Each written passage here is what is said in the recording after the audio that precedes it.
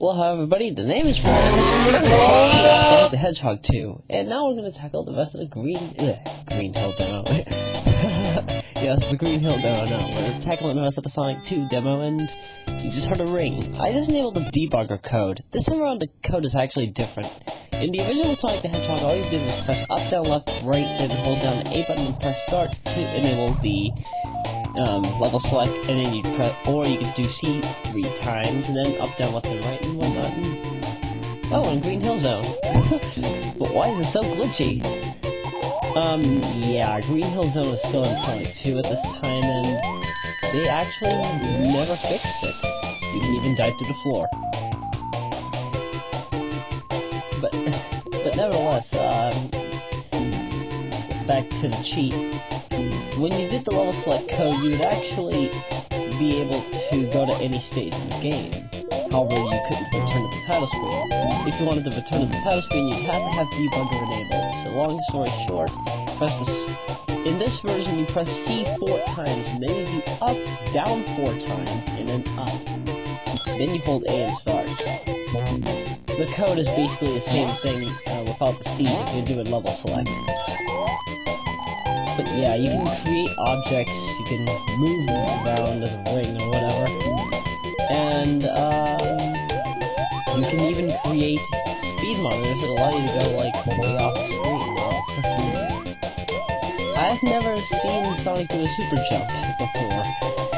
I'm guessing that's what happens when he becomes Mario temporarily. But I digress. I call this part Sonic the Glitchhog, and for very good reasons. This level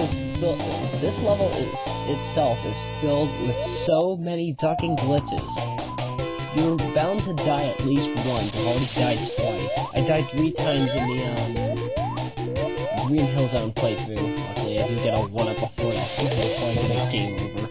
The game over screen is still identical to the original. And does I just push the air? What I just hit there was a Robotnik symbol and a bike. The Robotnik symbol, in this game, it apparently gives you damage. It is in the original source code for Sonic 1, but apparently it was labeled as unused. But there have been hackers, such as Team Megamix and Tweaker, who have, in fact, put back the... Oh, Tails one. Yeah, it still gives Sonic a 1-up, apparently. But yeah, the robotic monitor actually gave you damage. You'd actually get hit if you enabled the robotic monitor. It's a Dick Cheney move, yes, I agree, but trust me, if the robotic monitor did not exist, this game would actually be that much more harder. In terms of, like, there are some parts where Sonic is required to take some knockback. Oh yeah, that's another thing I haven't mentioned too. The knockback in Sonic the Hedgehog 1, 2, and 3, they can help you out or literally stop you at some points in this game. It all depends on where you activate it. There are some robotic monitors that are like right at the edge of a cliff, and if you're facing in the direction opposite of the direction that you enabled the monitor in, you can actually land on the platform that you wanted to go to, but then again, there's like a 1 in 56 chance that you can actually do that. And it's only because, okay, stop getting stuck in the tunnel, Sonic. Yeah, it's only because the knockback, sometimes you get knocked forward when you get hit. Okay, like right there, that was knockback, but there are some rare occasions where you get knocked forward. Like, sometimes when you're on the spikes, you actually get knocked forward and knocked backwards, which confuses the crap out of me. I do not understand why this idea was put into the game originally, and you might notice a lot of these things, like, all the invincibility monitors have either been replaced by shields or speed stickers. Most of the 1-ups in this game are Tails 1-ups. Oh yeah, and you might be wondering who Tails is. Tails is actually called Miles Tails per hour. This is a pun on the term miles per hour, but yeah. But then I do question, why miles per hour? This game was made in Japan, not North America.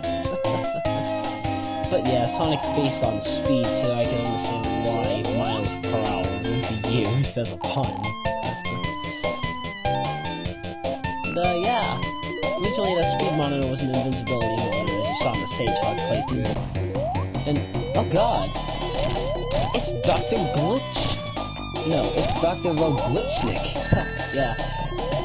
In Japan, he's still called Dr. Eggman, however, I don't think Dr. Glitchman really helps out here. Glitchman would definitely make a good Mega Man boss, but no, not a good character for a Sonic game. But yeah, that's Green Hill in its glory. And new level, and yeah, not new level chemical plant, which apparently has much more pink in the background. Don't worry, that is changed in the final version. It is turned to all gold. I wish they did stick with the pink idea, however, many people would have thought, Sweet Rave Party. I'm figuring that's what people would have thought of. I would figure that people would have thought that this is a Sweet Rave Party that we're seeing. But no, it's not a Sweet Rave Party. Even though Sonic's speed looks like it's a bit of a whirlpool kind of a design when he's running fast. By the way, these loops have, you might notice the slanted platform idea, and why does Sonic just run into the wall? But yeah, the slanted part actually becomes square in the final version of the game. I do question as to why they did this.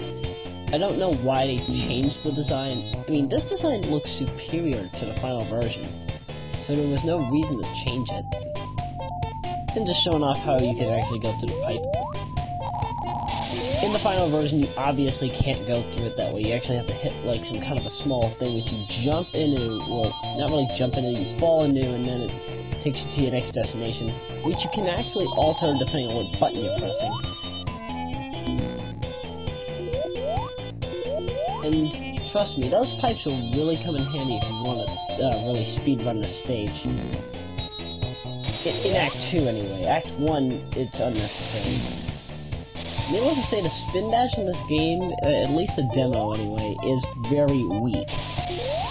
As I had stressed in the part 1 of this LP, Sonic cannot, and I stress cannot, charge up his spin dash like he can in Sonic the Hedgehog 2's final version or Sonic CD. In the sense that, like, you can't hold down the spin dash button, you can't, or in this case the jump button, because both the jump and the spin dash button are exactly alike. But yeah, Sonic cannot hold down the jump button in order to charge up a spin dash. You can't, like, tap the button like in Sonic 2 to charge up the spin dash. That way, you're literally just given the normal spin dash. You can only press the button once, and that's pretty much it. You can't charge it up, you can't do anything, you can only release the spin dash when it's done, and personally I do find this to be rather tedious in this demo, especially for the factor that there are some parts of Emerald Hill Zone, that opening stage in part 1, that nobody really minds. The ability just didn't work properly, and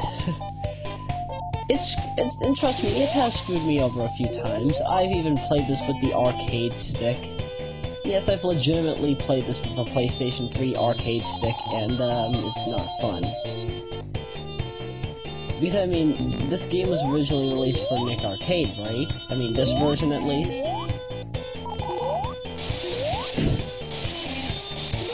But yeah, that was kind of a front zone in its glory. I don't know why bother off showing Act 2, even though it's just the same thing with no objects. Okay, that's a lie, it's not really it's not no objects, I just decided to show off the higher route, and okay, there are rings in the wall. I'm figuring some of these ring placements were not, I'm thinking they're not unintentional, because these are actually from the original Marble Zone placements. This is while the game was still in the works. I could understand why they didn't bother changing the ring placements at this time. They were still working on the level layout, and that's understandable, right?